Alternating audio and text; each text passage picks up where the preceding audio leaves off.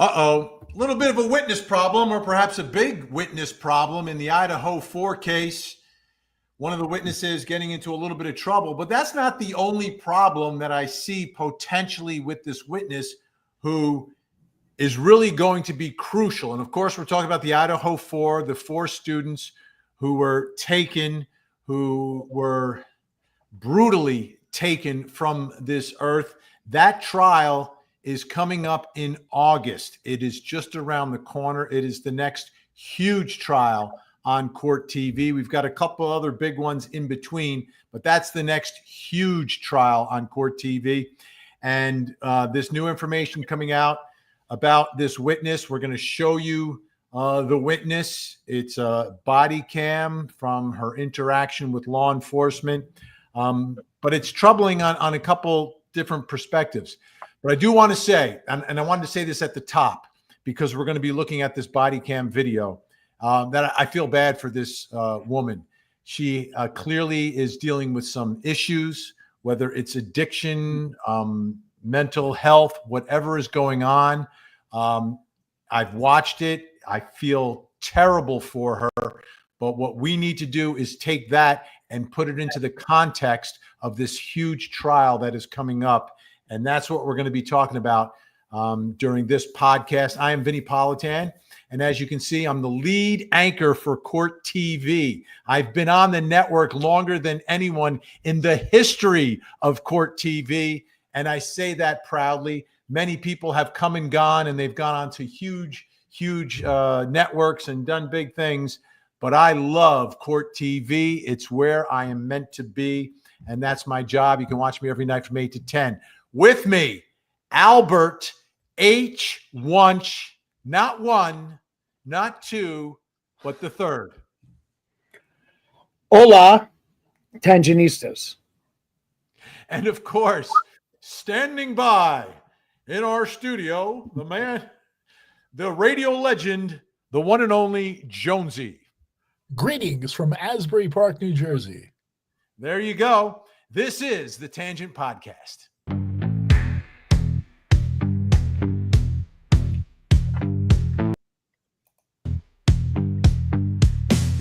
Vinnie and the Tangents, True Crime Podcast. Vinnie has the blue eyes, Al cracks the jokes.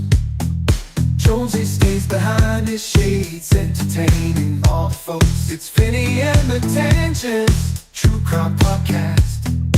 Load up all your comments, hit those super chats. Let's go smash that like button, so we can all have a blast. Vinnie, Al, and Jonesy on the job. They're the Sugar Hill Gang of true crime. They're telling stories of days gone by. They take crime and turn into a good old time. It's Vinnie and the Tangents, True Crime Podcast. Here we go. We are set to go. It's a Thursday, not a Friday. That's because Al Wunsch is on the road. On the road again. How about that? On the road again. Joining me down here in the ATL. He was on the program last night in person on the couch. What was it like to sit on the couch, Al?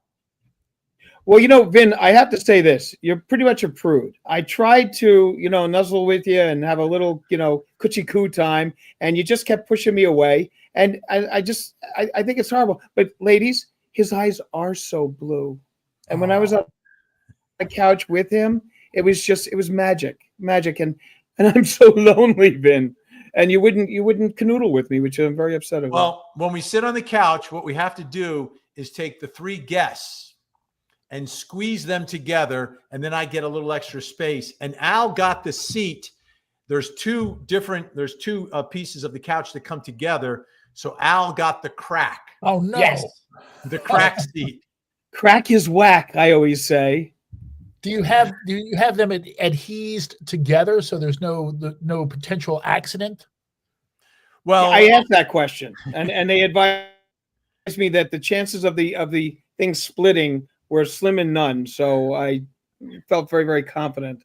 But I was the one positioned closest to Vinnie. That's a special seat that usually goes to someone with some level of prosecutorial background.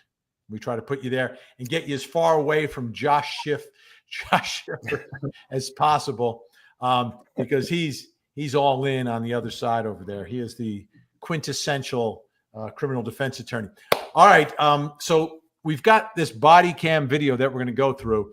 So I think two aspects to it, because it's a DUI stop. So I think, right, Al, you can jump in on explaining what's happening during the DUI stop.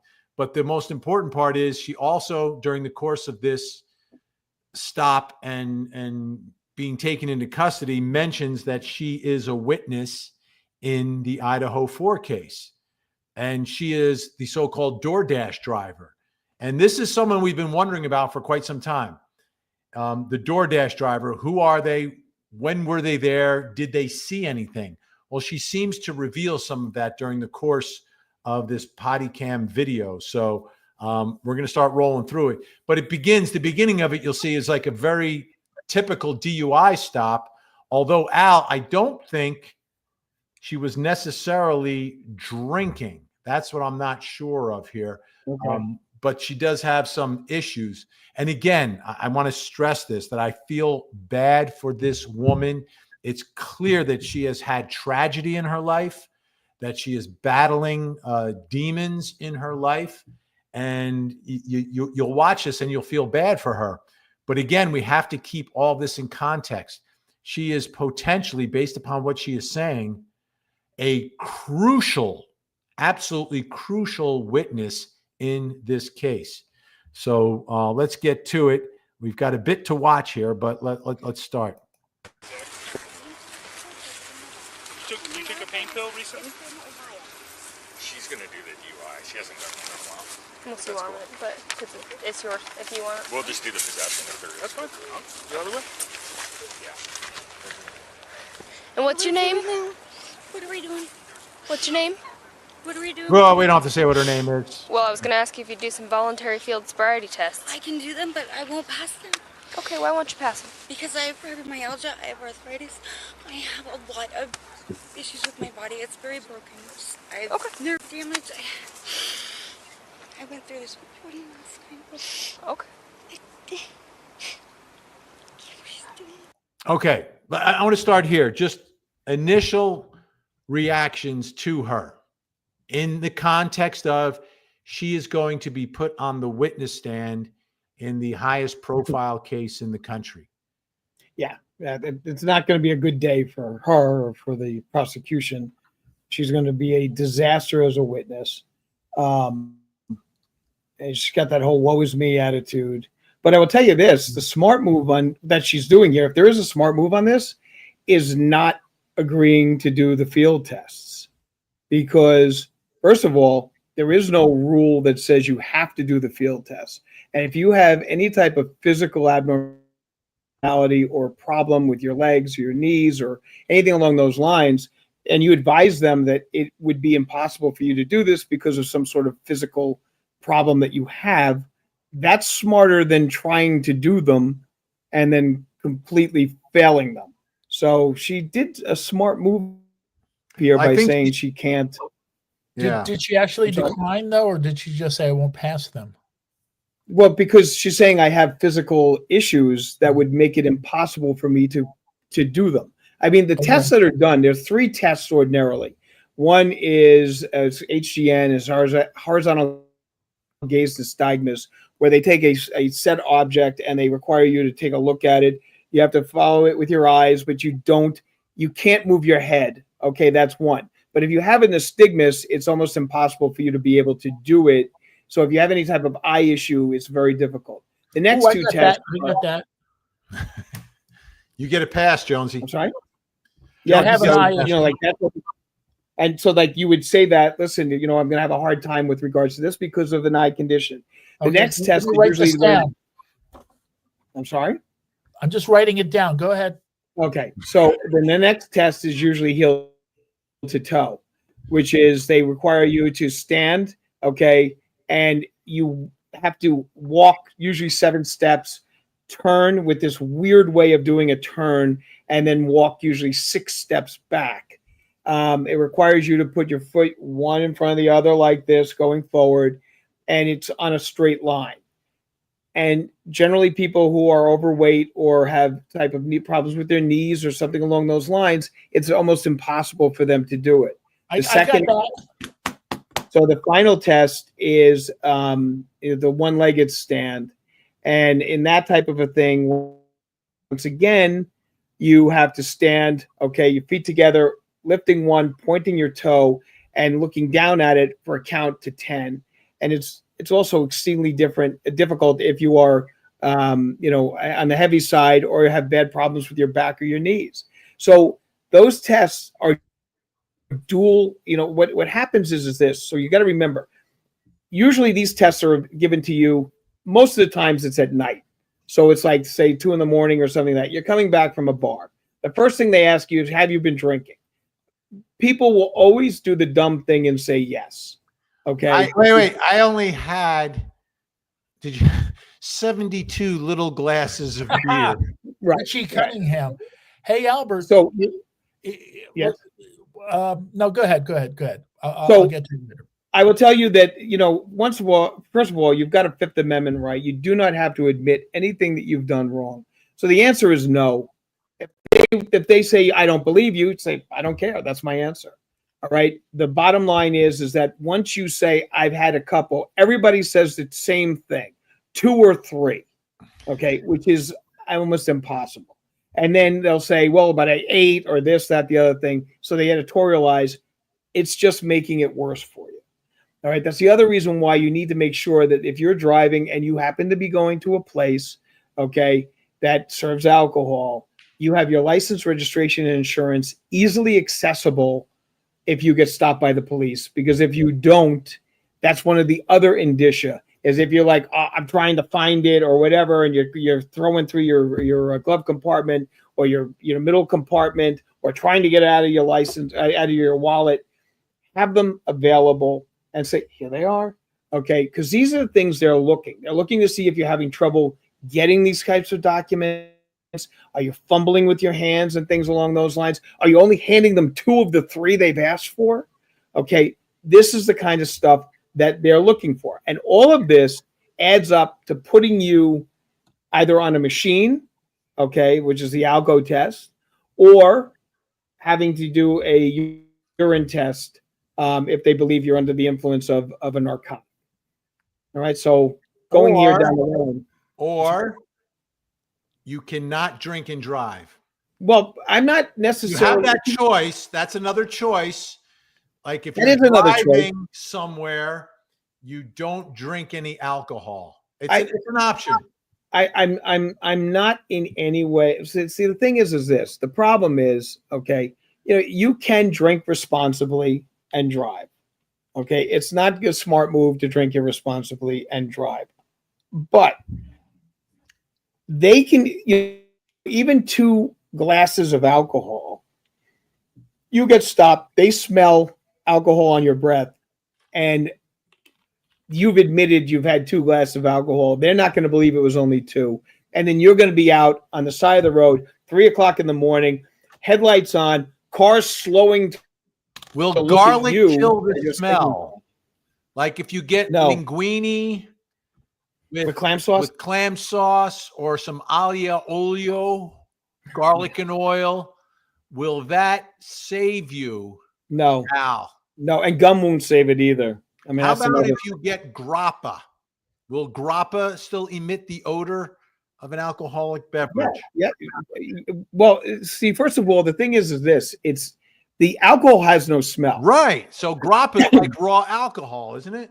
Well, no, but it's made out of it's still made out of a fruit. It's made out of grappa or whatever. So I mean, whatever is made out from there, there's a smell to that. Okay. So if you notice, the police officer will never say there's a odor of alcohol emanating from your breath. It's always an odor of an alcoholic beverage emanating from your breath. Right. So, we'll test this all out on Saturday, Vin, when you and I are out to dinner. Yeah, I do not drink. I had Grappo once, a Court TV reporter of Greek family origin, brought it in for me, and I can't say that I liked it, but I drank it, didn't I? Hey Al, I was always told, and I bet this is not true, that if an officer asks if you've been drinking, even if you've had one, the answer should be no, because they are required to give you the tests if you admit to even having one. No, that's not true. They're not required I didn't to think so. because the law is not that they're required to based on the fact that you had one. But you always say no anyway because you have a Fifth Amendment right against, basically incriminating yourself. Right. Okay, let's get back to the videotape. And what's your name? Molly. My boy has my Molly. ID. I'm trying to call my boyfriend. It's his truck. Jimmy. Jordan pulled me over again. Yeah, I'm in Walmart parking lot. The tags, and now they're DUI. I'm just DUI again. And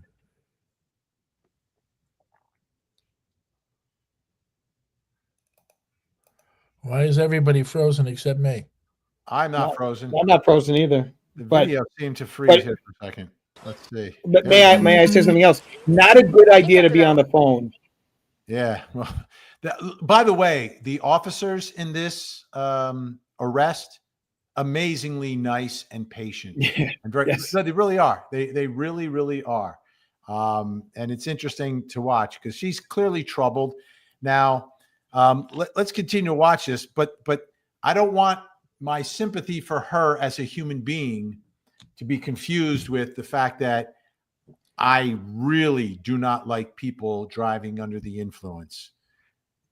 They are so extremely dangerous, and so many innocent lives are taken, and including potential passengers in their vehicle or themselves, the damage that is done. So I'm not excusing her behavior if in fact she's under the influence and driving.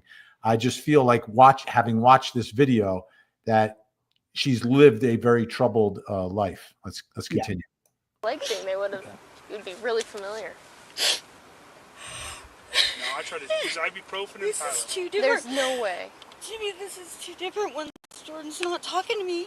Please. Are you coming? Hey Molly, I'm I on kind of the need your course. attention. I know, I'm just, Okay. he's coming. He has stage 4 and Oh cancer. boy. He's dying. He's coming. Can he drive? Wow.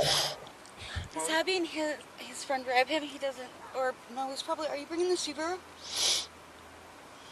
Okay, he's bringing the car. Yes, he can legally drive. Okay. All right, Molly. Hey, we got time limits, okay? So can you do I know, So can you hang up the phone real quick? why can talk- can't I can leave tell. him? Here. I told him. I mean, he knows where you are, and he's headed this way. I There's know, not a whole but lot of I reason. would like to keep him on the phone. Because you can put it on your car. Here, I can hold it and No, talk to him. I On just speaker. want to keep him on the phone. This was. Yeah, just put it on speaker. This Put is it on all the I hood. want to do. Okay, that's Hey, it. you can just put it on the hood. I'm putting you He on can the hear hood of the car. Okay, they're gonna try making me. I gotta try and do this Friday thing again. Okay, well, I'll stay quiet. Let it do it. You're okay, babe. I told him that I can't do You it. know you're fine. You know you're sober. God. No, you're okay. Don't worry about it. I know it's triggering everything. God. Oh, my God. Right. Please hurry. Okay, Molly, you want to put that on the hood so we can get started? And sooner it's started, sooner it's over, It's okay? not my truck, officer. It's his truck. So the meth in here is not yours? What mess? Did you hear that? So the meth in here is not yours. Wow. She's like, and a lot of what's going on here, and I've seen this a lot, right? In these cases where there's a lot of excuses going on. Yeah. You know, this one's suffering from stage 4, may very well be suffering from stage 4. I don't know, but there's just a lot of things going on. A little bit later, she talks about having witnessed her husband be red rummed after 9 shots. The hits just keep on coming here, huh? That's what I'm talking about. So when I talk about her as a witness, I don't think it has anything to do with being arrested. It has to do with who she is and the way she is psychologically and everything else, that this is going to be problematic at trial, because she knows how important of a witness she is. She's going to be cross-examined. How reliable will her testimony be? Will it be trusted by the jury? And regardless of whether she's telling the truth, like presume that she's telling the truth. Even if she's telling the truth, I think there's going to be some issues in a jury believing everything she says because of the way she is. I think that's a big problem. If I was a prosecutor, I'd be very worried. I would fly her out about a week before her testimony just to make sure that she's comfortable and there, and put her in a nice hotel, give her good meals, you know what I mean, to get her ready. Because the trial is across the state in Boise. It's not going to be close by. So it's not like she's just going to drive to the courthouse. She's got to, it's 5 hours away. So I presume they got to fly there to get her there to testify. But everything she's showing me right now is not the kind of important fact eyewitness that I want to have in my case. No, she's a disaster. And I mean, if she's getting this emotional, well, I mean, obviously, anytime you're stopped by the police, it is tense. It is something that can be, obviously concerning. And there is a lot of anxiety on the situation. And especially when they say, is the meth yours? I mean, that generally would put most people over the edge. But I mean, this is a defense attorney's dream right here, from the standpoint of the defense attorney in the case where she's the witness. Yeah.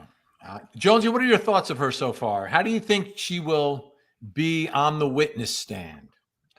She's a very sad case. And, she talks about the tragedies. She's telling us about other tragedies in her life, but it couldn't have helped that she walked into this situation where she's a part of the next big trial with so many victims involved. I mean, anybody would be affected by that personally.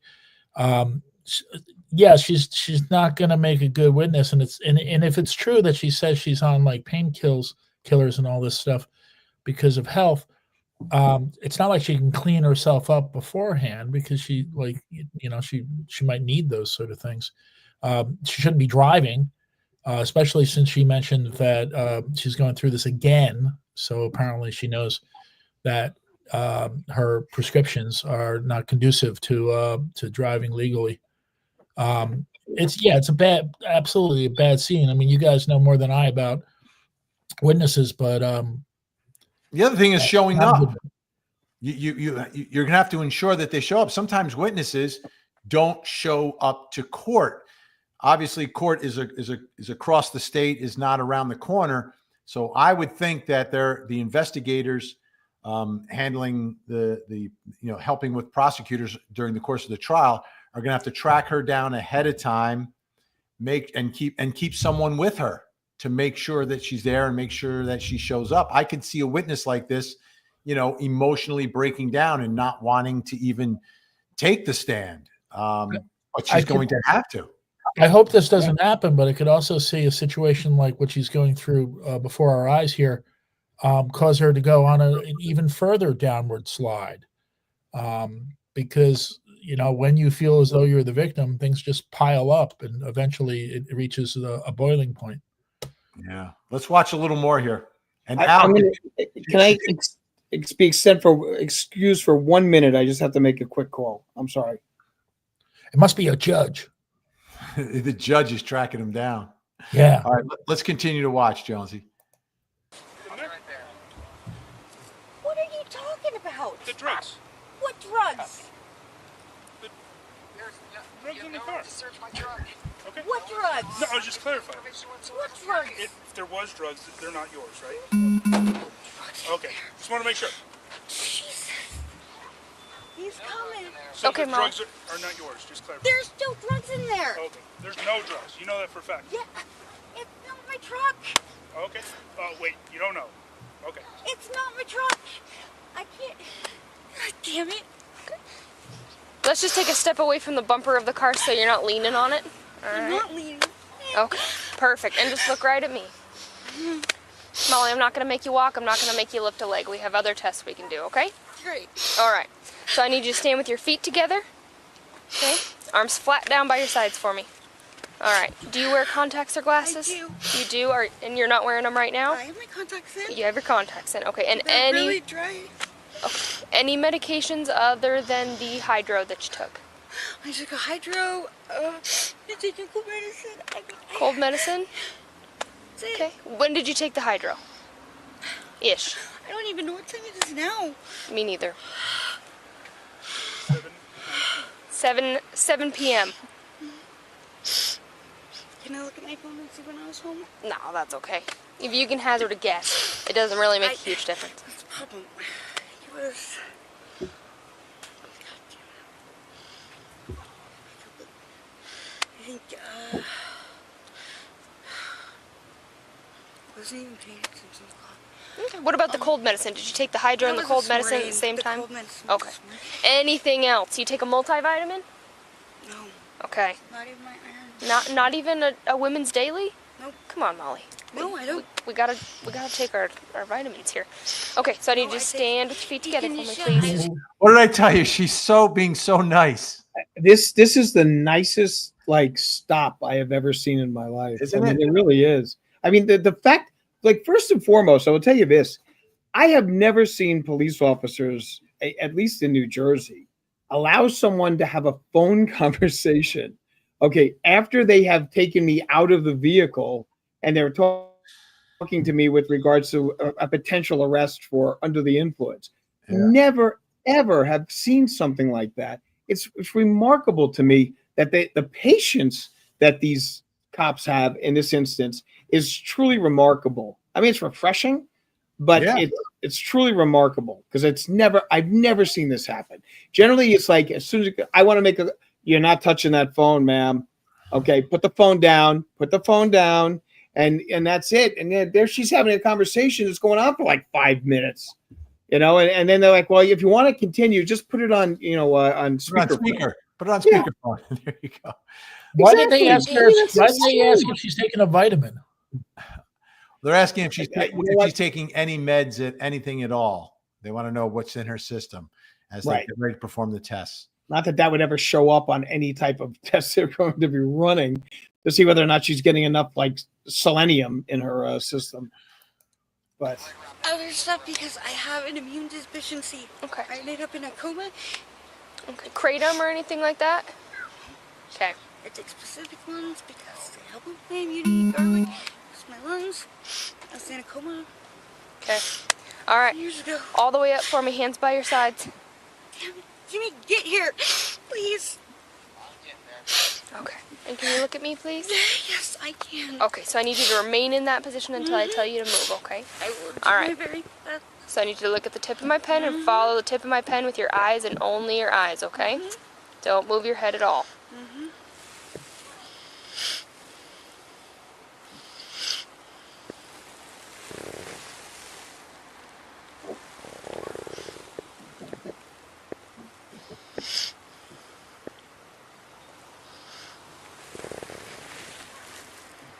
Mikey, hush. You turn your head straight for me. Sorry. There we go. How's she doing, Al? it's kind of hard to tell. I mean, she's not doing what you usually. Well, I mean, first of all, her head's like tilted a little bit, but that may just be the angle of the camera. All right. But So you can stay in that position for this next one. Give me just a second. My kids took my watch off the charger, so I'm going to have to improvise. I mean, it's remarkable. I mean, first of all, she said she couldn't do the test, so I don't know why they're doing this now, but whatever.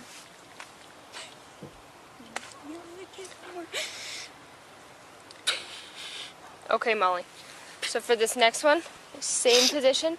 I want you to tip your head back and close your eyes when I tell you to begin. You don't have to do it quite yet. Okay. Tip your head back, close your eyes, and estimate the passage of 30 seconds. When I tell you to begin, you don't have to start yet. Molly. You can look at me. We're not starting yet. Okay. Just wait for you to tell Okay. me. So when I tell you to begin, you're going to tip your head back, close your eyes, and estimate the passage of 30 seconds. When you've hit 30 seconds, you're going to look back at me, okay? All right. Do you have any questions? Let's all do it at the Okay, same I'm not going to time. demonstrate that one for obvious reasons. Okay. Pass this one this way. All right, you can begin. See, she's not counting.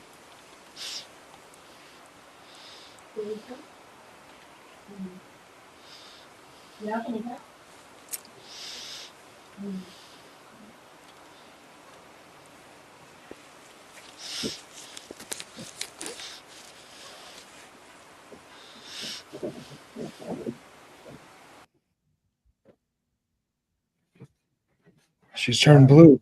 All right. Now we're going to get into the car. Now we're going Blue to the alert. car. Blue alert. So this, you have to listen. She's in the back seat right now. So let's take a listen to what she starts to say here. This is probably some of the most important stuff. My husband in front of me. Okay. Then if you don't have any history of that I can see, when I check your criminal history, then you'll be released within about 6 hours from the holding facility. Okay. And when you're released, it'll be straight from Pullman. So you'll be able to have somebody pick you up if they're available. Okay, you won't be booked into the jail in Colfax unless you have prior DUIs. We don't do that.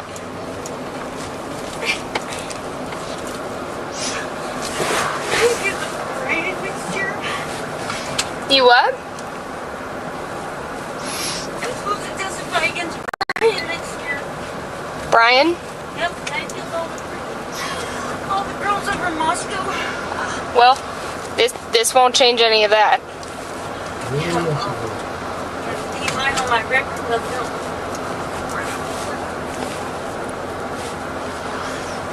I think they would be more concerned about the drug use than the DUI, Molly. So what did you think about her saying she was going to testify against Bryan? Well, you know, it's people will say anything to think that it's But she's gonna help referring to them the with defendant regard- by his first name. Yeah, I caught because you probably can't pronounce his last name. I mean, that's the problem. Is I'm sure that she's probably not, sure what his last name is. I mean, you're not dealing with a woman who is being really too rational right now. Do you think under the circumstances. the officer believed her when she said that? Well, I don't think it doesn't. I don't think the officer really cares. To be honest with you, I don't think the officer's even paying attention to that. I don't think there's anything that can possibly be No, at that point, mentioned. At that stage of the game, you're in. Okay. Yeah. Like I've said this 14,000 times. You can fight the charge. You can beat the charge, but you can't fight the ride. And once you're in the ride, there's nothing you're going to be able to say because she's not going to go, oh, all right, let me let you out right here on the corner. Right. It ain't happening. So, I mean, under the circumstances, as I take a look at it, whether or not she is, she could be, President Trump's illegitimate daughter, it really wouldn't matter. They're not going to stop the vehicle. They're not going to let her out. They're not going to not take her back to the station house. It's done. So it's over, Johnny. That's how the expression goes. it's never So- over. Well, it's over for the ride. Yeah. I'm So- troubled by her using the first name. And then she Well, said, he probably doesn't. It's not a last name Smith. Okay, I mean, the name is a little bit difficult, and well, she's you having could refer to him as the red rummer, the killer, the guy who took out, who you know what I mean? There's other ways to describe the person rather than I have to testify against Bryan. What that You're also talking- tells me is that now opens up on cross-examination because this is going to be a case potentially where she has to identify the defendant. But How does the she thing now is- know his name? Does she actually, is she able to identify him based upon witnessing him at the scene or watching him on the news? Wouldn't This it also is- beg the question, does she know him? Yeah. No, I don't think she does. However, this is a problem. You're reading way too much into this. I'm not saying that I think she does. I'm just asking if from a lawyer's viewpoint, would that come into play? Have you ever met him? Look, his last name. She is in a situation where she's going to throw out any type of crap she can to try to get her out of this situation.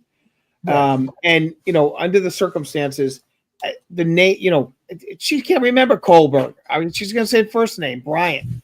Okay. And I think she's expecting that they're going to know what she's talking about. They didn't go any further.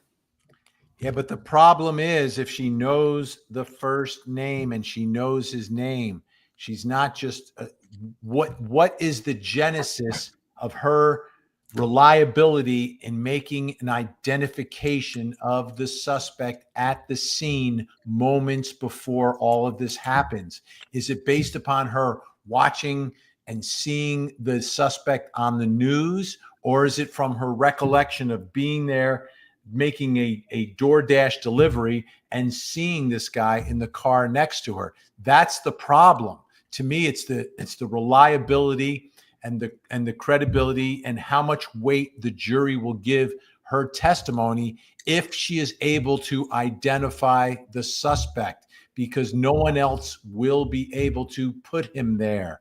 The closest we get is Dylan, who saw a man with like a ninja outfit and bushy eyebrows. That's it. Right. This DoorDash driver is potentially someone who could identify him being there just moments before all this happens in a white Elantra. But can we believe her? Can we trust her? And when I say we, I mean the jury. Will the jury have problems with her? And if she's using the name Bryan, that tells me that, yeah, she's followed all of the updates in the story. It's not illegal to do that. It's not a problem to do that. But it is potentially a problem when you want a juror to believe that she can put him at the scene of the crime moments before the crime occurs. Do you really believe, watching the few minutes that we have seen in her life, that she's sitting there watching the news intently every day? Okay, I do. I don't think do, she because watches the news channel. How do you be a part of a situation like that without following it? I think most. She's a basket case. Of course, she's not going to be like, oh, let me take a look at this. Let me put the This is what bookmark in. basket And take a cases look. do. They have TV on like all the time. It's not. I can't see that she pays. She doesn't have the ability to pay attention to the pen going next to from one end to the other. Okay, she has no ability to pay attention to anything. She is an absolute disaster. This is the biggest true crime story in America. Could you imagine how big it was in the small towns of Pullman, Washington, and Moscow, Idaho? And if you're a part of it, happens, and you are a part of it, how do you not watch it? Then how the cops don't know who she is? Okay, I mean, they don't. I'm just telling you. No, they don't, because nobody knows anything about the case. That's another reason why this trial is going to be so fascinating, because each day of the trial, we are going to learn things we never knew before about what happened inside that house, how investigators gathered evidence, what statements were made by what people. I mean, there's been this much information released in this case when there is this much that is going to be presented at the trial. So every day we're going to learn something new. And this is something we're learning because of this body cam video that surfaced. And we've learned a lot here. Let's get back to it. Let me remove this and add this. And there's one more significant piece here that is just a couple minutes. Okay. I have to watch my health, be careful. You have to watch your what? I have to watch my health, be careful. Okay. What medical conditions do you have? I have rheumatoid, I have fibromyalgia, You have arthritis. rheumatoid arthritis. Okay. My joints are always dislocating. I also, my upper shoulders, my arms, I forget what it's called, but basically it'll be the blood flow and then your veins in your arms. Okay. Because my chest is too large. It's cut off all the nerves. They don't work right all the time. I have a hard time with it. Did a doctor diagnose that, or? My doctor includes, yes, all diagnosed. Okay. I have PTSD. I have depression. I have insomnia. My husband was murdered in front of me. He was shot 9 times. Our friend Where did that happen? in Moscow. In Moscow? Yep. When was that? Worley. Near Worley. Who was your husband? Charles McMichael, he was shot by me from it. And And then now I have to testify. Big murder case too, so yeah, because I'm a DoorDash driver, so yeah. you have to testify in which murder case? Murder case for the college girls. Oh. I'm a DoorDash driver, I stop where I'm at. During this time.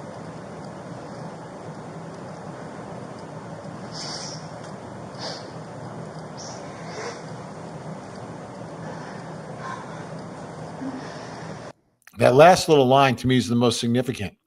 I'm the DoorDash driver who parked next to him. Look, you know what? Unfortunately, you can't pick. You know, like you can marry your wife, but you can't pick your in-laws. Okay, so it's a situation that when you've got a witness, you take them, and generally, in most instances, the witnesses are not perfect, and this is a perfect exhibition of that. But, you know, history has shown us that when you have a situation like this, that the prosecution will try to clean her up, get her there, and put everything forward to make it look nice and wrap it up in a bow. And she's got these problems, but as I said, civil rights and all the revolution fights, World War I and World War II, Al always knows who is who. It's this day in history, this day in history, history. Now let's listen to his story. June 26th, we'll start with the Revolutionary War history. As you know, was the 250th anniversary of our country. June 26th, 1777, the Battle of Short Hills. And I'm not talking about the mall, Vinny. Short Hills, New Jersey. Okay. It actually took place in Scotch Plains and Edison, but they still call it the Battle of Short Hills. Bowcraft Amusement is in Scotch Plains. I'm sorry? Bowcraft Amusement is in Scotch Plains, but go ahead. There you go. British forces led by General William Howe and Lord Cornwallis tried to lure Washington out of the Watchung Mountains. This is the first battle where the American flag is actually flown in battle. So they actually had that, and they put the flag up, and they had the battle. Outnumbered American troops held off the British, but at great cost. Washington was able to secure his position in the mountains, and the British left New Jersey on June 30th, 1777. The American forces were led by an incredible general by the name of Lord Stirling, whose name was actually William Alexander, but known as Lord Stirling, who fought in every major battle and unfortunately died in 1783, shortly after the war, of gout. Okay. On the true crime statement situation, 1977, excuse me, Son of Sam attacked Sal Lupo and Judy Placido in a parked car in Queens. The two had just left a disco called Alphas in Bayside, Queens, and miraculously both survived the attack. June 26th, 1925, Charlie Chaplin's masterpiece, The Gold Rush, premieres. It's a movie that, if you get an opportunity, you really do have to watch it. It's probably one of the most incredible films. And the fact that it was made in 1925, the technology is flawless in that entire film. And in 1963, JFK visits West Berlin in a sign of support for the divided city and the divided country, and delivers the famous expression, Ich bin ein Berliner, which means that I am a Berliner and I am with you. And the American free people are with you in Berlin. And finally, in 1979, the great Muhammad Ali retires after 20 years of pro boxing. That's the date in history. All right. Didn't Muhammad Ali fight one more time in 1980 against Larry Holmes? He declared in 1979 that this was his day of retirement. That's what I have it listed as. Right. I do not believe that he fought. Maybe it wasn't a professional fight at that stage of the game, but he retired as a champion. Let's get to some comments. Kay, it is hot as Hades in Biloxi, Mississippi, where I'm watching from. Stay cool, Kay. Thank you for your support. Yes. Not much better in Atlanta, I'll be honest with you. Well, Atlanta got a little warm, but it cooled off this morning a bit. It cooled off a bit here in Jersey. It was, quite the heat wave. All right. We've got Gringa. This witness is news to us, but not to the state. Correct? Correct. Yeah. And Gringa, This is the whole thing with this trial. And this is why watching the trial every day is going to be fascinating over the course of 2.5, 3 months, however long it takes. Each day we are going to learn new facts about what happened, about the investigation, and then obviously about the people involved as well. But you know what's interesting, Vinny? That comment, okay, that, is this new to us but not to the state? What would you have thought if this is how they found out that she was a witness? Oh my goodness, that would have been. I mean, like that's like kind of chilling. To all of a sudden these guys pick, they pick her up for a drunk driving, a DUI under the influence. Obviously, it wasn't alcohol, but and she says, "Well, I know, I was there, or this, that, the other thing. I parked next to him." Imagine if that's the way that they would have found out about this. Would they have even paid attention to her? I guess they would have had to investigate it, right? Sure. One of the things that police do when they bring you in for any type of an arrest, and I'm not sure I can't say with regard to Idaho, but in New Jersey, it is not a criminal offense. It's a motor vehicle offense. New York is a criminal offense for driving under the influence, but they will always ask you questions about what you know, and have you witnessed anything? Do you have any information for us? They always have that questionnaire in front of you, and they will ask you those questions. So, I mean, that would have been interesting if those were the situation that she started asking questions, and they go, "Oh my God, you were the vehicle that parked next to him," and go from there. Well, the bottom line here is that it had to be relatively easy for investigators to track her down. DoorDash delivery person. I'm sure they saw the receipt from the DoorDash at the scene. Were able to put 2 and 2 together pretty quickly through the cell phones of the victims, but then also, through the DoorDash app, being able to track down this witness. And, from the beginning, we were wondering, did he wait for her to leave? Will the DoorDash driver be the one who gets the finger pointed at them in this case? Is that possible? I think that's not in play here. I think yes. Who she is, the one positive I think for prosecutors out of this is that I don't think anyone is going to believe that it's reasonable that she's a suspect in any of this. I think she'd have a hard time licking an envelope, let alone, red rumming anyone with a knife, of all things. Vanessa rescues Chow, the 3 horsemen of the Tangopolis. Ooh, I like Three that. Horsemen. Thank you, Vanessa. Did you like the movie Three Amigos? I loved that movie. You know what? I didn't like it when I saw it in the theater, and then when I watched it again on HBO, I absolutely adored it. I thought it was phenomenal. It was silly, funny, silly. It was, right? It was. We're just going to be silly for a little bit. And what's interesting though is that Martin Short was not supposed to be in that movie. The third amigo was supposed to be John Belushi. Yeah. Interesting. By the way, Gen X, one member of our mod squad, pointing out that Vinny's shirt and Al's shirt also available on the Vinnie Originale True Crime merch shop. I wore this at the Atlanta Zoo. I've got something for your body. For your body. You can wear it by yourself or with Frankie Valli. It's true crime merch from Vinnie Originale. It's true crime merch. It's true crime merch. It's true crime merch from Vinnie Originale.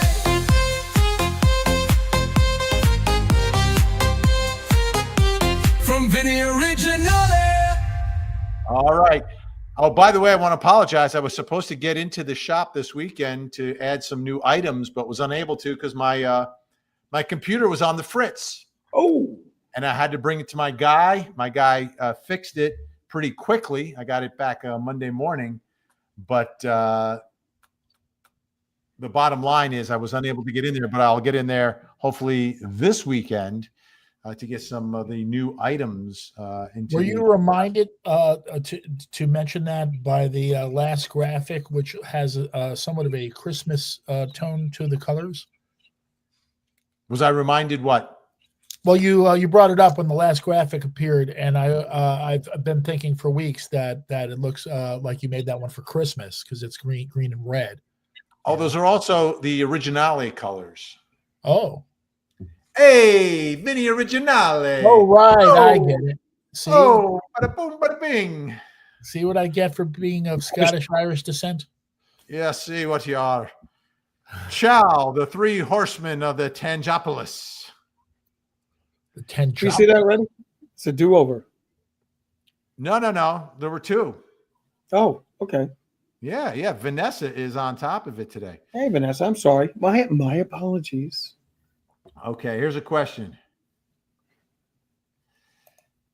Patricia Coleman, if she can ID him, it will be in the statement she gave the police the day she went to them. Well, this is the question.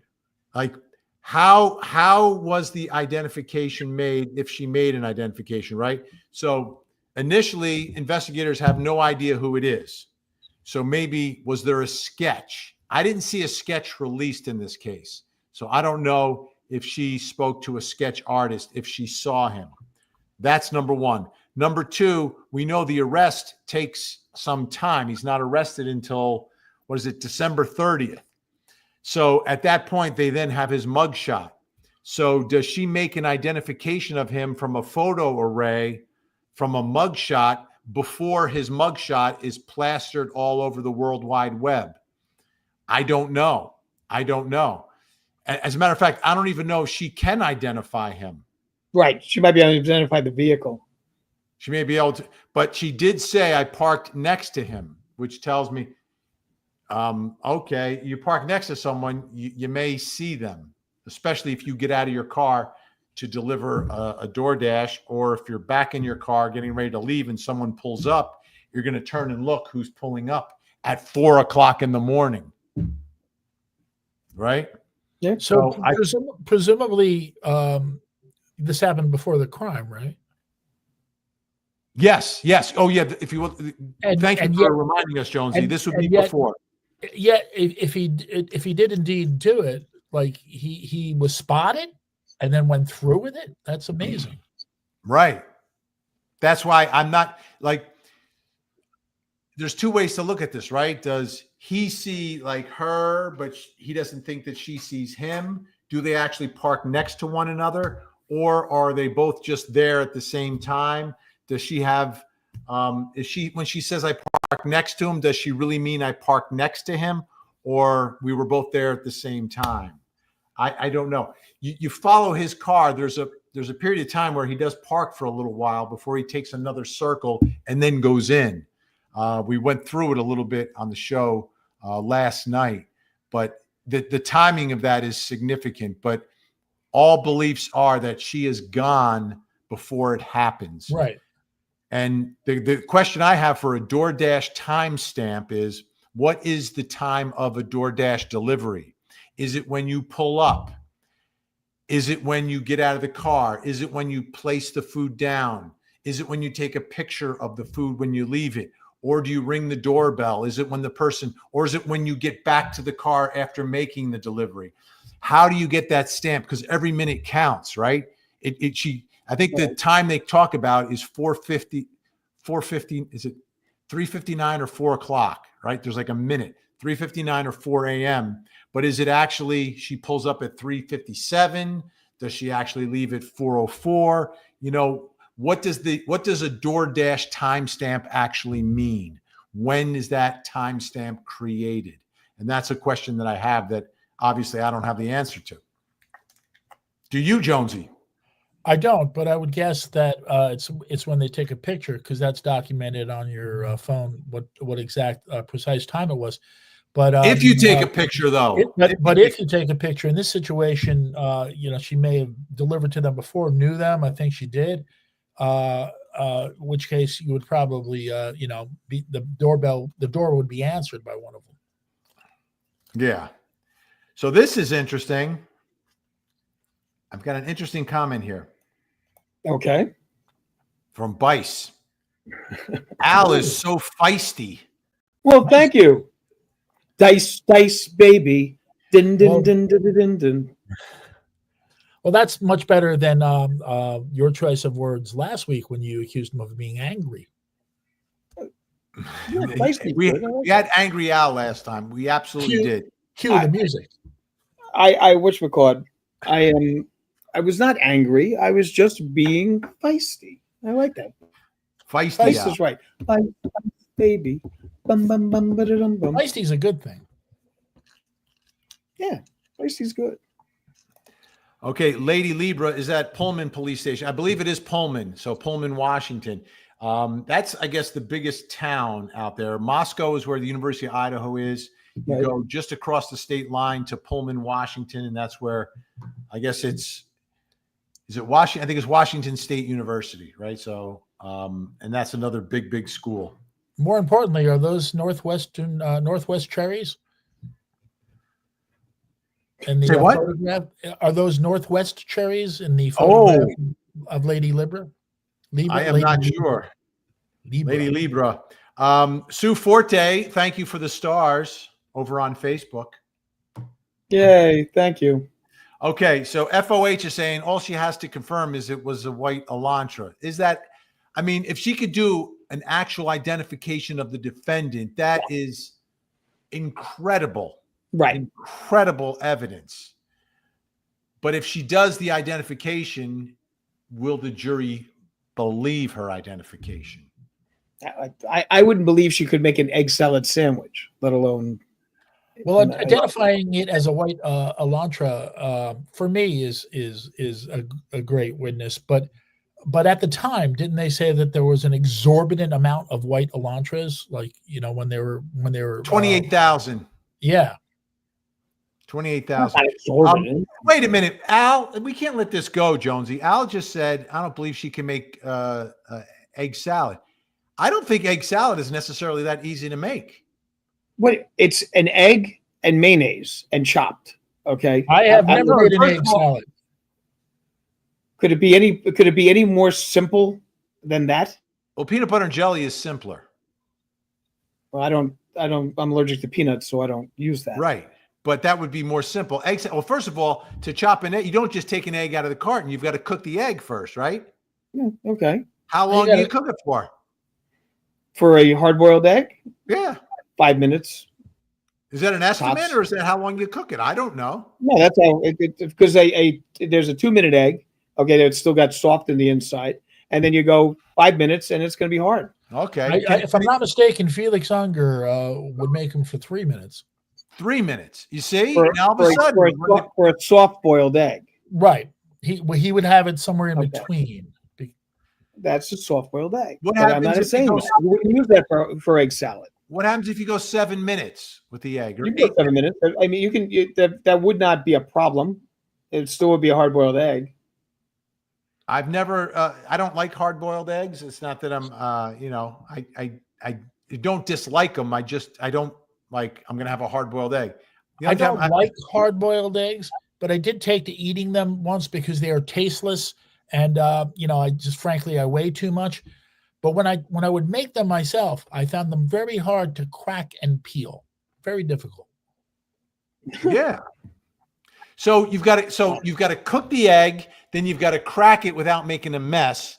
Then you've got to chop it, and then is it just mayonnaise and egg That's salad? just mayonnaise. That's all you need is mayonnaise. How about You can put a little paprika or something like that, but I don't. Chive? My mother used to put relish in, and would make it with relish, but I don't like that. I just like the regular mayo, hard-boiled egg, chopped. Bingo. On I hope your mother isn't watching. Toasted bagel. So now you got a toasted bagel too. Like I like it. It's not so simple. You don't have to. You can have it in a. You can have it in a bowl, for God's sakes. You don't even have to have the bread, but you can have it in a sandwich. So you get 2 slices of bread and put it in there. I'll eat it that way too. I like it to be toasted. What's wrong with frying your egg? You fry the egg. You put Taylor ham or bacon on it. It's delicious. But because the problem is this, you can't use a fried egg for egg salad. I would argue, if we're going to talk about eggs and simplicity, why not just a scramble? There you go. That's how I go. Okay, but that's not how you make egg salad. Right, but what I'm saying is if you're going to use an analogy, I don't think she could even make egg salad. Well, that's not so simple. Like, I don't think she could even scramble an egg. Can she open a can of corn?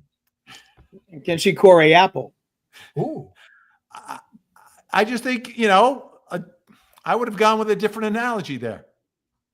Oh, I'm sorry. Egg salad seems to work for me. It's worked before. I've used it in front of a jury, and it seems to be something that people can relate to in the field of simplicity.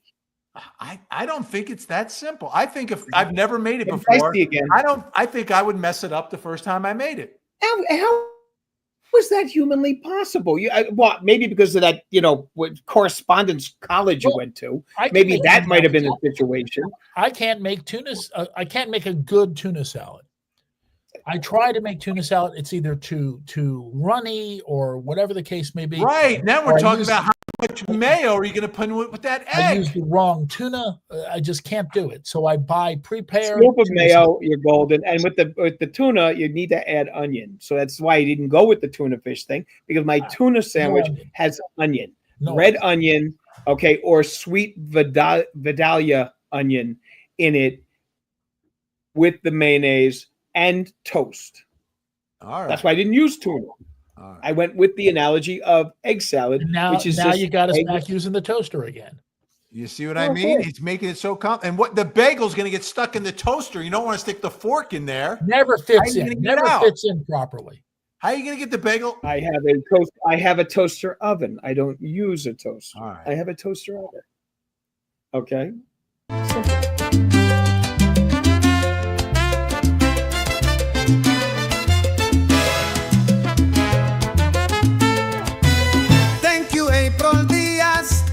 Have a great day today. Thank you, April Diaz. We appreciate everything you say. We all know she's a great fan, and we know the kind words she has. We always love to hear from you. Thank you, April Diaz. Okay.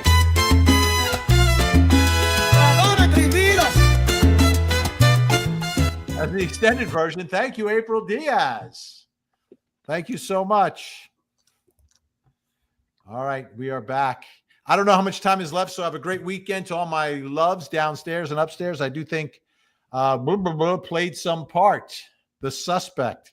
Oh yes, indeed.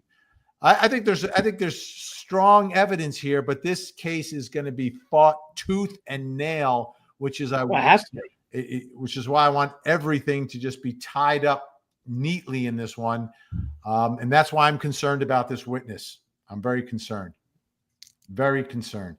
I'm just scrolling through. I want to get to some more of the comments today. Thank you so much. By the way, we are live streaming on my Facebook, on my YouTube, on my Twitch, on my X, and on the Court TV YouTube page. Say hello to all the folks joining us from Court TV. Thank you so much.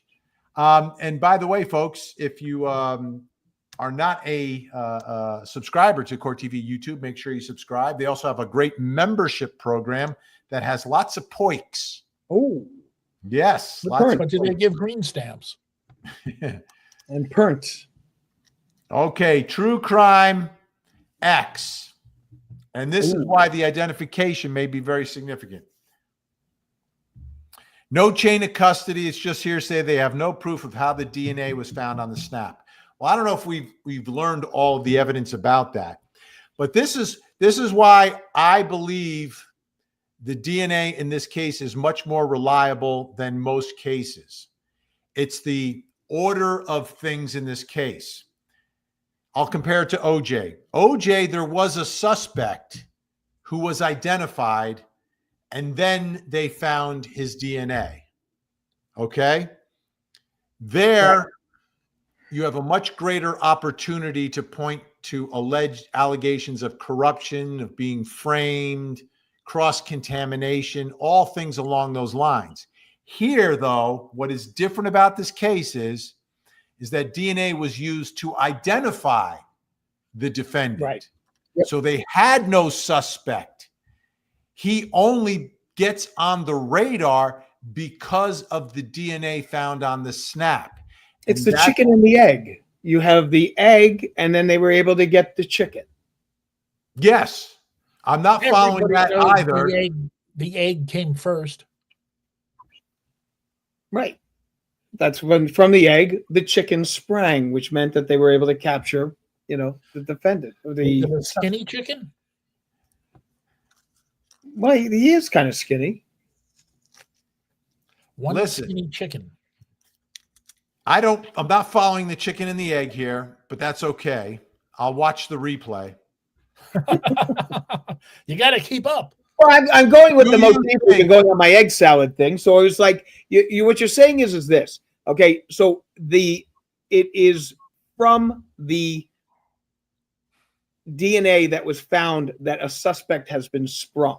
Okay, so in other words, it was there like the egg, and then from the egg, it developed into the suspect, and that was Bryan.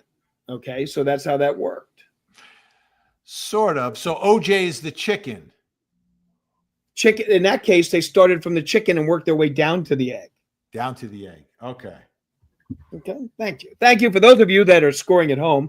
I think I've made I that wouldn't point. have used the chicken and the egg analogy because that's usually used to determine that you don't know what happened first. That's apples and oranges. First base. Woo! Okay. On the But St. here's Louis my team, we got question. who's on first? What's on second? I don't know on third. Here's my question, though. Do you believe that the DNA evidence in this case is at all problematic? No, I don't know. I don't either. I don't either. And I don't because of, again, if they had a suspect and then they found DNA that matched the suspect, Yeah, that's okay. convenient. Did they have anything else from this suspect? Was there cross-contamination? Were police looking Especially- to supplement their evidence by planting the DNA? That's not Especially- done here. They have DNA. They don't know whose it is. Right, especially because of the fact that it wasn't someone in the inner circle of these people. That's true as well. That's true as well. This no one in the house. It's not a boyfriend. It's not a friend. It's not a relative. Former scooter, a person that sat in the algebra class with them, that type of thing. Not their professor. Right. It's somebody on the complete outside. Someone who wasn't even a student at the school or even involved with the school. So Yeah. it's a big difference. There's a big difference. Look, there was a big discussion. I'm just catching up to it on the egg salad. Oh, really? And Gringa, to make good egg salad takes more effort. Mine has lots of seasoning, including balsamic vinegar. It's delish. Okay. No, wrong. That does not go on egg salad. Vinegar and egg, wrong. Vinegar with the Italian way of making tuna is with vinegar. Okay, so tuna salad, Italian has vinegar. Okay, but mayonnaise and balsamic vinegar, no, wrong. No, you can mix those. But it doesn't go with egg salad. Well, I don't know. I don't eat egg salad, and I've never made it. Well, Carly, I enjoy a nice egg salad, and I would never. I don't like I'm tuna sorry, salad what? either. I like chicken salad. How about I that? don't like either. What's the difference? What is the opposite of chicken salad?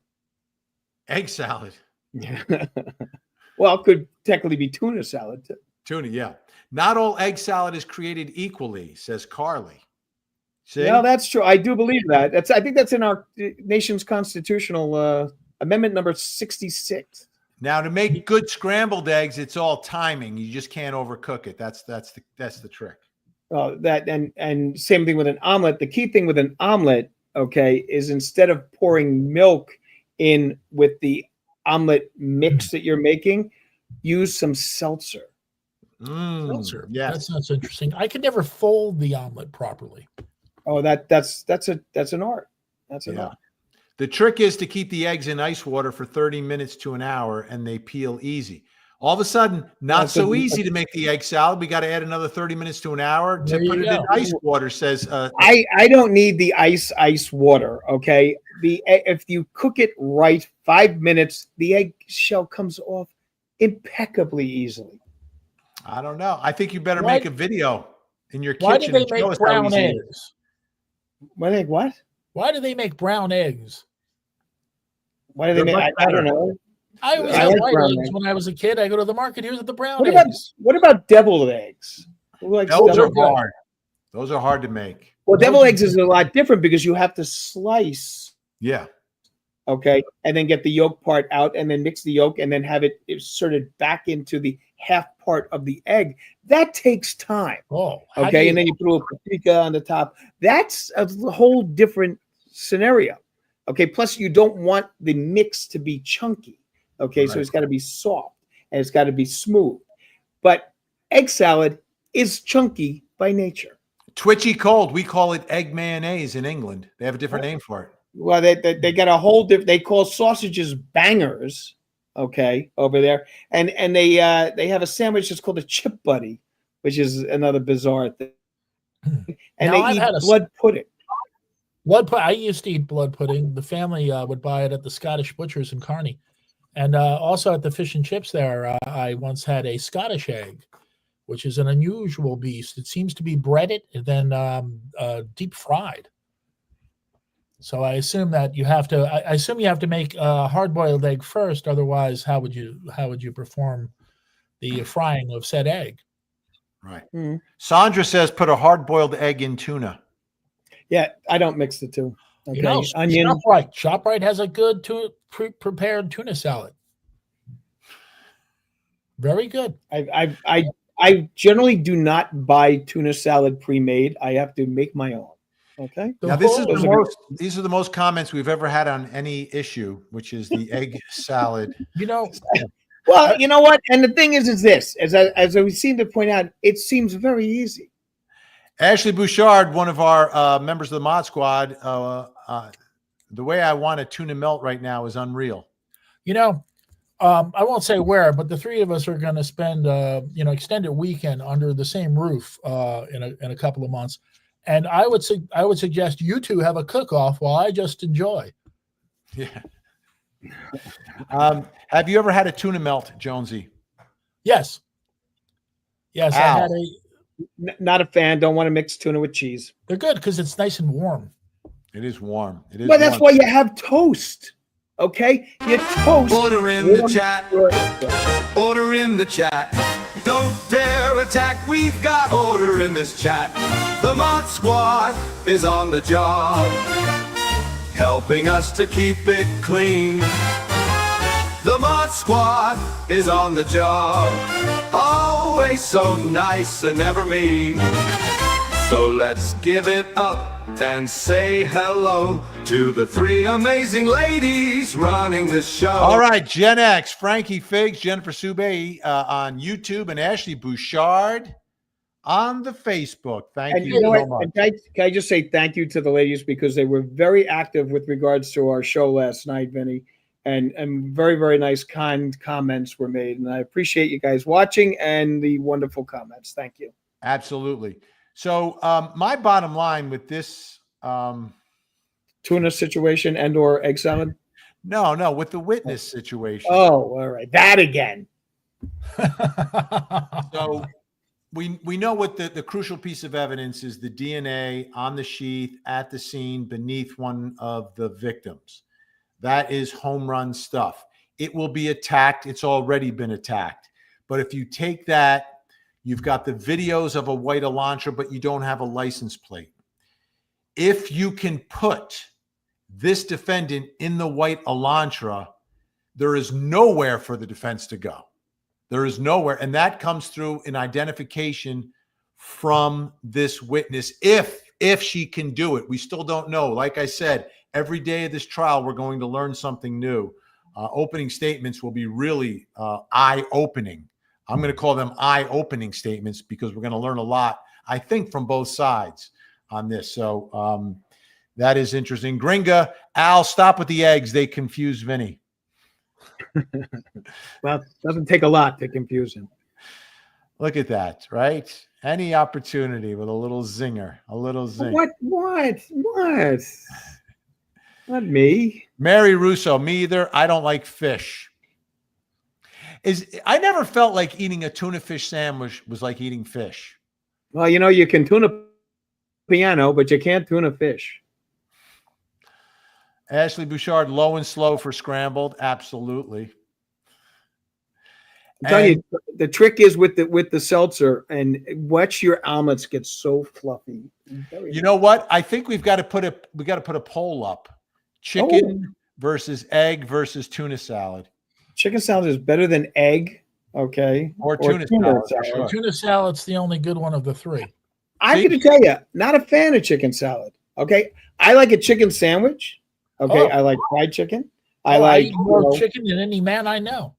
But, I mean, a chicken salad is, to me, kind of a waste. Kind of a waste. If I'm going to have I'd like to have a sliced sandwich on my toast, little mayo, I'm golden. This is the clearest divide of the Tangent podcast. Chicken salad here, egg salad over here, tuna salad down there. So it's a poll. I do like tuna, but as I said, onion, okay. Oh, nice, freshly chopped onion in there with the mayo on toast. All right, I'm gonna try to put the poll up right now so people can vote on this because this is pretty important. It is important. Okay. You go to a bagel shop and you get ShopRite actually makes pretty good egg salad. Explain what ShopRite is. Not everybody around the country knows what ShopRite is. It's a department. It's a retail food store in. You mean a supermarket? Al? It's a supermarket. Yeah. Well, I was trying to make it simple for everyone. So this way here, like making an egg salad sandwich is simple. I was trying to make it out, a little more descriptive than just saying, a food store, supermarket, or something along those lines. And they have the can style with the legendary TV commercials featuring the can song. When they have right now, ShopRite has the can. Right, go ahead. Sing it. Now ShopRite has the can shopping. It's like everything is can, which means the prices are low. Very nice. It's my quantum of solace when I shop at ShopRite. Yeah, unfortunately, living alone, I can never take advantage of the can sale. I can never, you must buy 12. That's not going to happen.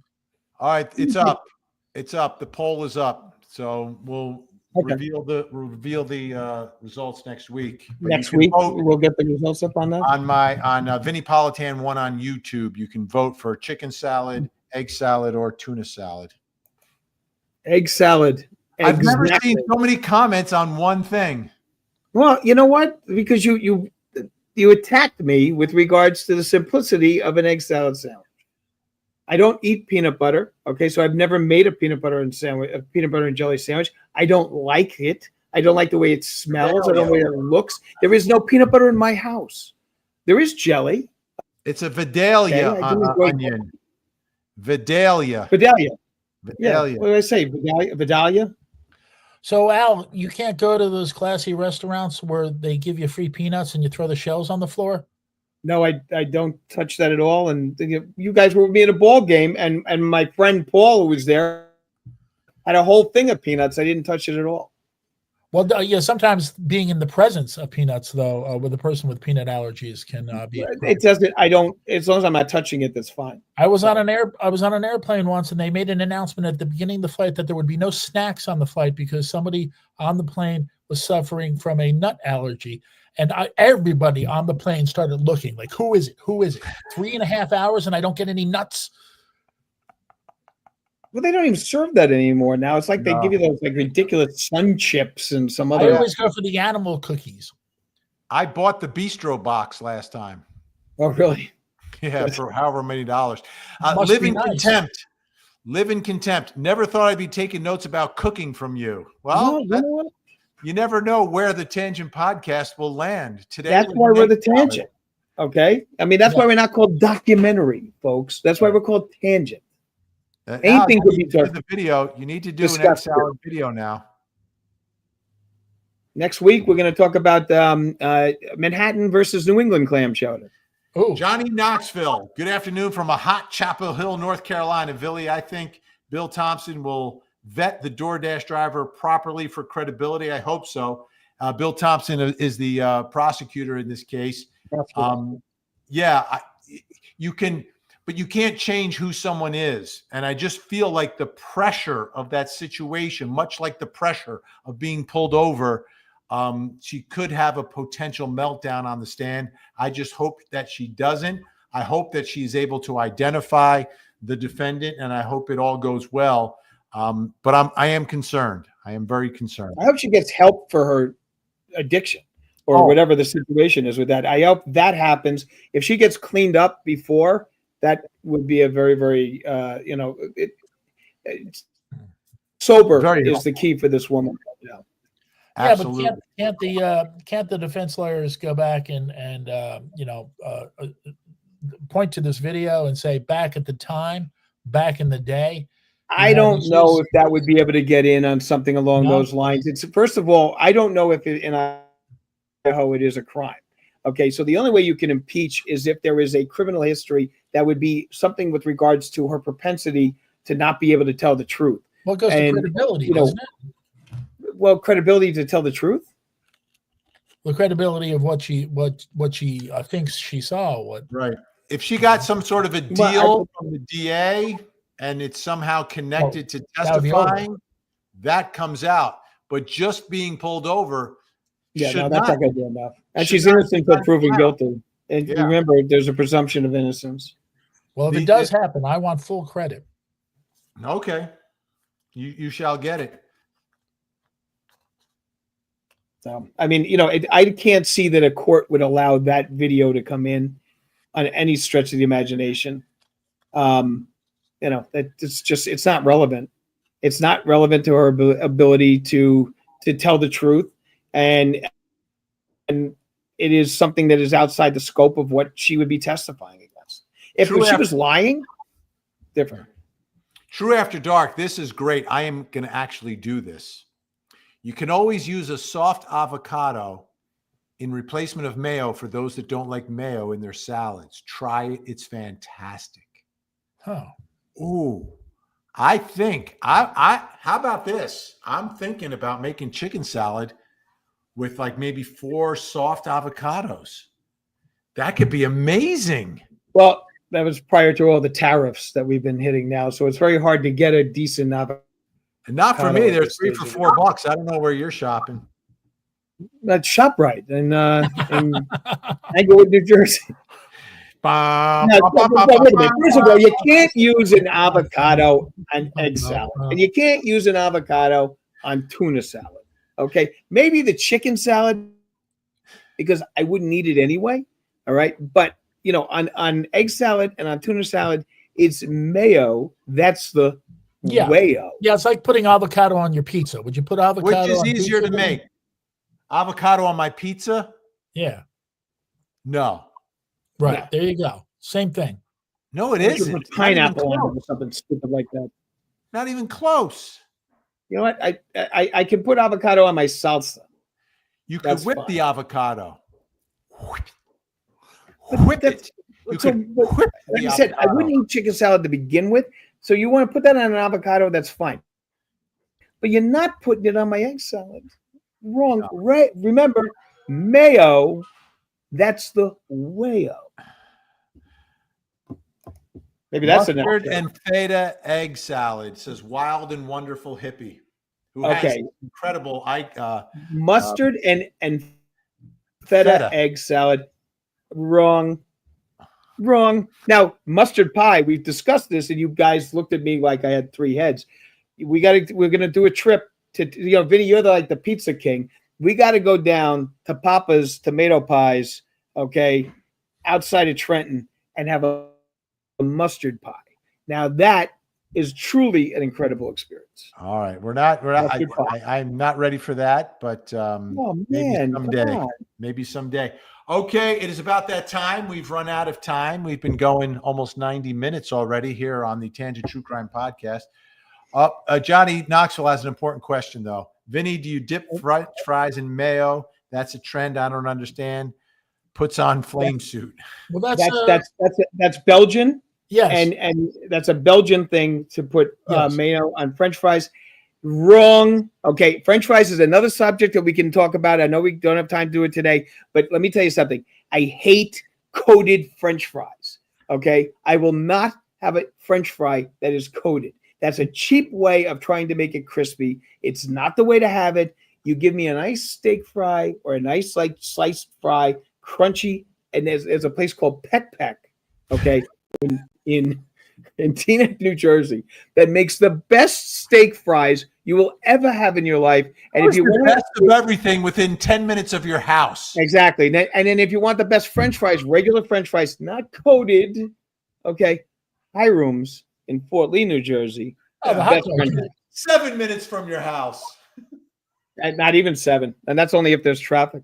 But I mean, Hiram's, okay, you get a dog well, and you get the fries well. Unbelievable. They're rippers. They deep fry them. There is nothing better. No, I will say this though: dipping fries in the aioli, what do they call it? The aioli dip Oh, is you good.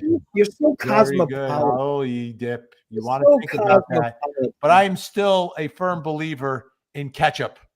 I love ketchup. Salt and pepper, ketchup, salt L. and pepper. You're Looking gold. forward to your coverage of this case, Vinny. I think it's an issue of reliability rather than credibility. Tuna salad needs black olives. Black olives. Well, Fascinating. that sums it all pretty good. I want another thing I would never say. Is anyone going to agree with me on onion and the tuna? I guarantee you, if the 3 of us went out to eat, not one of us would order tuna, potato, or egg salad, or tuna. Well, no, French fries I could order. It depends wouldn't happen. on the place. If we French go to fries, Peck you Pack, I'm ordering the French fries. If When we go I to lived in- Hiram's, I'm going to get the French fries. When I lived in the East Village of New York, a new place opened up that sold Belgian fries, and it was fries with mayo. Yeah, mayo. And That's everybody in the neighborhood raved about it. oh, And I never even walked in the joint. wrong. Yes. Wrong. Like if you say something different than Al, you're just wrong. You're just wrong. Oh, I've got to put this No, up. I've got preliminary results on the poll. Very preliminary. I got to figure that chicken salad is number 1 because you wouldn't be doing this if it wasn't that. I know your motives. I know you. These Like are just how some long? preliminary 30 years. These Okay. Final results will be next week. These are merely preliminary results. But I feel like I owe it to the people. Egg salad coming in at 29. Tuna coming in at 14. Chicken salad is almost as popular as Karen Reed not guilty at 57%. I swear to God. Well, I that's why I knew that this was going to be the result of this. I'm very just surprised happy- with egg salad. That egg salad's doing But better than There's tuna a chain restaurant that is just chicken salad chick. Like, What the hell there's is no that? egg salad chain store. There's no tuna salad chain store, but there is a chicken salad chain store. And the Salad reason Chick. is, and the reason is because it's so simple to make an egg salad sandwich, Vin. See, so my argument was complete. I've demonstrated to you that I was absolutely The poll is correct. rigged. Yes, I agree, Gen X. That's absolutely true. It is definitely rigged. It's not rigged. Because you know, do you ever check his polls? Any poll that he has, this position he's advocated always seems to come up with some cockamamie. It was the third choice. Egg salad was the first choice, just like not guilty was the first choice on the verdict slip. But it's this cockamamie, like he comes up with these numbers that he sits there and goes, 38.9% said, you know, I mean, and it's always skewed to what he is advocating. Well, every poll he's ever done is that way. The facts are the facts, ladies and gentlemen. So, and we will be serving egg salad sandwich at CrimeCon. Okay, so we'll be. You know what? That's what we do. We could put a salad. We could put out the 3 salads and see who eats from what bowl. You can't have a vegan option because these are all mayonnaise-based items that are battling each other right now. Yeah, you could have a vegetable-based option. You know, with the instead of the tuna or the potato or the chicken, you can have a vegetable. But you can't use mayo either because mayo comes from eggs. Right. Well, that's what I'm saying. It can't be a vegan. It can be a vegetarian. Right. It would have to be an avocado-based salad. I don't know. Yeah. Well, what's the avocado going to mix with? Avocado? I'm thinking eggplant salad. Eggplant salad. Yes, indeed. Eggplant salad. Well, I don't know. All right. So Al, tell folks where they can find you. Well, first, hasta la vista, Los Angelistas. And I'm wearing the celebrity shirt, which got a lot of appeal at the Atlanta Zoo. And I will be Monday night with Vinnie, okay, on Closing Arguments, 8 to 9. And I'll be making myself a egg salad sandwich probably Sunday night around 10 o'clock in the evening when I get back from Atlanta. Jonesy, where can folks find the radio legend? In the tuna salad aisle at ShopRite, I'll be making an appearance tomorrow. Oh, fantastic. You can find me every night on your front row seat to Justice Court TV, 2 hours of live true crime. The only guy on television doing it. Nobody does it live. Nobody does it for 2 hours. I do it both. 2 hours of live true crime. I do wear a different outfit in the second hour than in the first hour. Of course. But I do a wardrobe change, much like Elvis would do wardrobe changes. And the trick is he doesn't wear pants in the second hour. I saw that firsthand yesterday.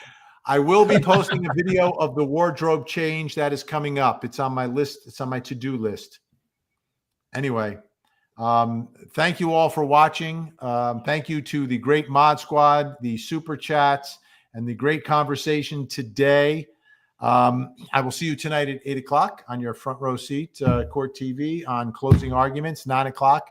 Vinnie Politan investigates. Say goodnight, Jonesy. Good night, Jonesy.